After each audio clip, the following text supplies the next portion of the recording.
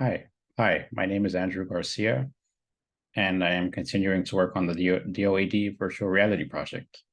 And my mentor is Dr. Ting Zhang. The headset that we will be using for the project is the MetaQuest 2. It is a VR headset developed and owned by Meta, formerly named Facebook. And it is an evolution of the original Oculus Quest with similar design, but with a lighter weight and higher refresh rates.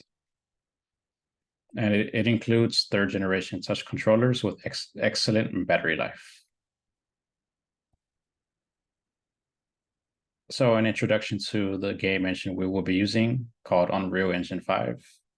It is a game engine developed by Epic Games. And besides games, it could also be used for film and television these days as well.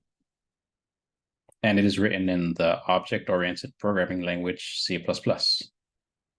So on the first image, I believe it's a game. I believe it's a Harry Potter game of some kind, and it is developed using the first generation of Unreal Engine in the late 90s. So there's not a whole lot of detail. And then the second one is another game using Unreal Engine 3 in the mid 2000s, I believe. And then the latest one is scenery involving caves and rocks and gravel and things like that, developed using Unreal Engine 5, which was released in 2020. So it is the most recent version of the game engine. So software and hardware setup. So for the Oculus headset, it is important that you install either the Oculus app or Steam VR on your computer, and then choose between a tethered or wireless connection via Bluetooth or AirLink. And another important thing to consider is that if you desire a wireless connection with the MetaQuest 2 headset, then the headset needs to be connected to the same Wi-Fi as your PC. So tethered versus untethered. Tethered headsets allow for more beautiful visuals due to the use of a powerful PC.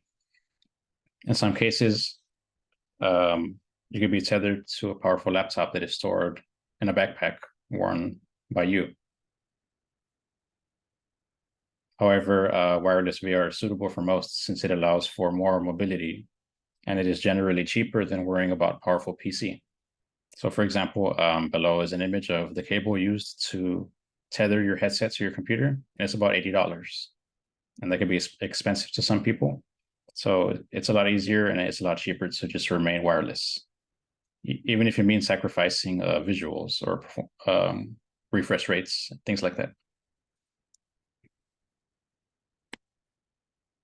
So Unreal Engine 5 setup. Step one is to download the Epic Games Launcher and open it. And then download and launch the preferred version of Unreal Engine 5 from the Epic Games Launcher. So the installation of the engine may take 15 to 20 minutes, depending on internet speed. If your internet is very slow, then it may take longer than 20 minutes. It really depends. And after the download is finished, open the engine up and select the Games tab, and then select Virtual Reality to load a sample VR environment.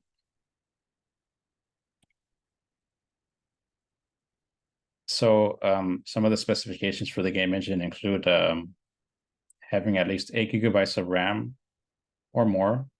16 is preferred, or more. 32 is also acceptable as well. Quad-core Intel or AMD 2.5 gigahertz processor or higher. DirectX 11 or 12 compatible graphics card, and Windows 10 64-bit operating system. And for the IDE, the integrated development environment, it's recommended that you use Visual Studio 2019 or Visual Studio 2022. And for the rendering hardware interface, it's DirectX 11 or 12 latest drivers. That's the end of my presentation. Thank you so much for listening.